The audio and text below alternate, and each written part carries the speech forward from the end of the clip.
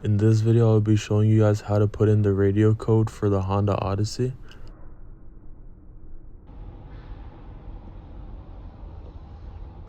The most easiest way would be by holding down the volume power button for about 5 seconds.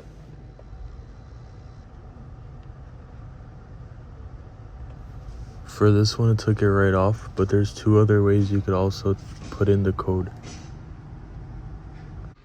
You could sometimes find a sticker on the outside of the glove box, and it would have the code for the radio right there.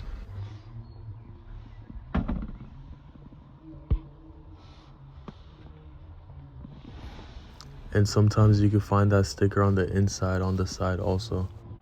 If the power button trick didn't work and you still can't find the sticker, you could call up your Honda dealership and give them the VIN to your car. In that case, they will give you the code for your car.